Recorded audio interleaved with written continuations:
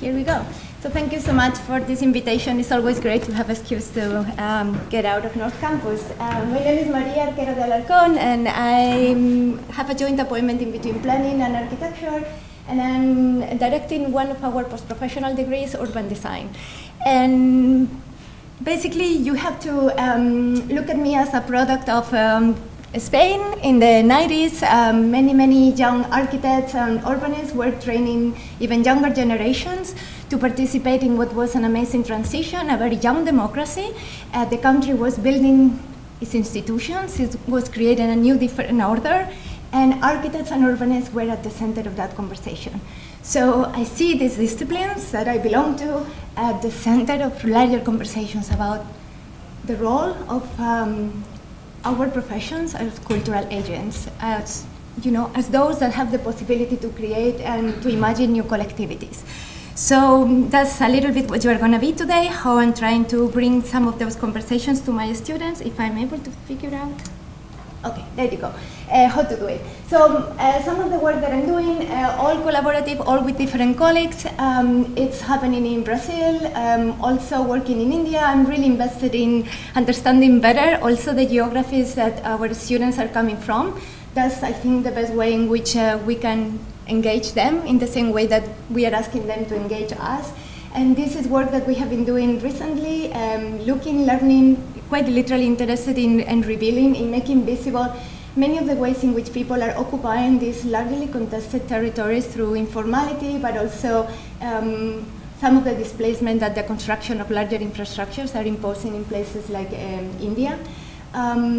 Here at home, and this is the project that I want to share with you today, we are also working, doing something similar, and I'm going to say quiet. We have, I live on the 3300 block of Farmville, and on that block there are several rental units, and what happens is that people come there for a couple of years and then they find a house and then they move into, it's sort of a way of exploring the city because it's a fairly stable block in East Old Town. It's probably one of the more populated blocks in East Old Town. And so what you would find is that people have lived on that block and then they move 4 or 5 blocks away and then establish their home and maybe they call them farms, but where I come from, 3,000 square feet does not constitute a farm. So the incinerator is, I always get this confused. There's the incinerator, and no, this is Vesco Oil, and then this is the incinerator. So we have 2 huge industrial producers. Yes, huge. So, some folks own these lots, and they're like, we're going to hold out. You're going to pay us $1 million for that lot. And we're like, have you ever gone outside and smelled the air? You really want to live there? Yeah. Next to like rotting vegetables and gross. It's. I mean, we have so much land. And like, how do you make the land valuable? You put a factory, how do you make the land valuable? By putting trees on it, or putting nature on it. Because that's what land is meant for. It's not meant for factories.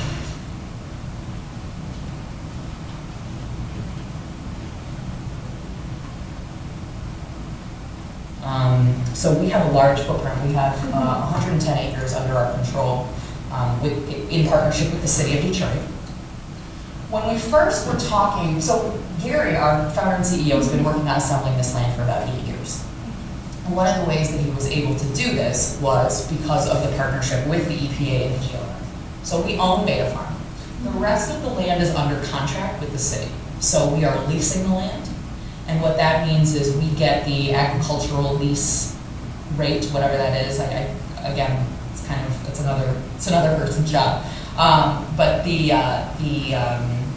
ultimate goal is that if we can maintain the land, our agreement with the city of Detroit says if we can maintain all the land in this footprint, keeping the grass mowed, keeping the dumping gone, cleaning it up, then the land will be sold to us over time. So that's a little bit about Recovery Park. We are here not to come and take over. We're here to be members of the community and to integrate into the community in a way that is sensitive.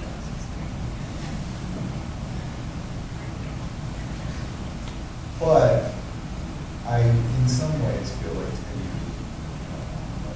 do I have a lot of history?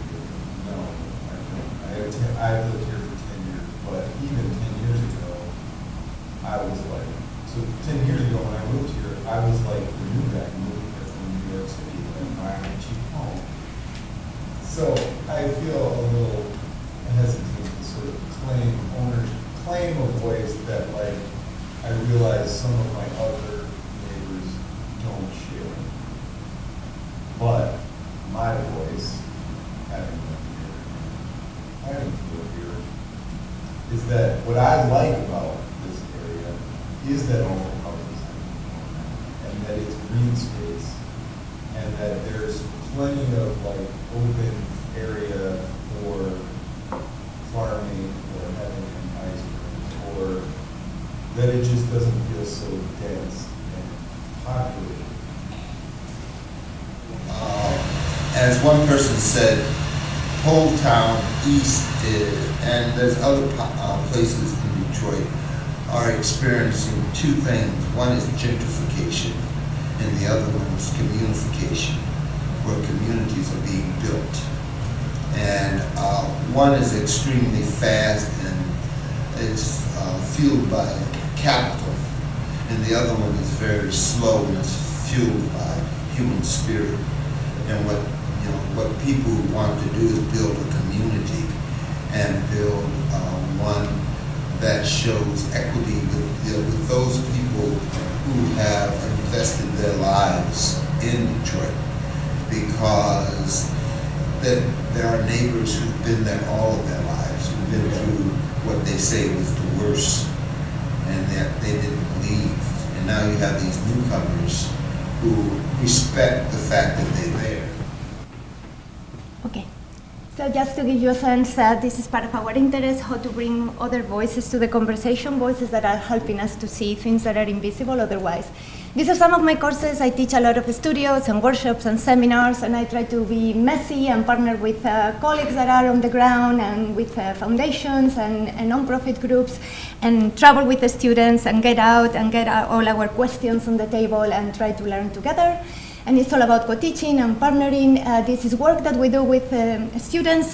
We try to also participate with them in the larger conversations that we are having. This is a course that emerged beyond what we were doing in the classroom, and similarly is the work that we do in our practice and in our research. We use exhibitions, we use community meetings, we use our own work to be able to engage a larger audience in all these conversations about how we are designing our future and the built environment. Thank you.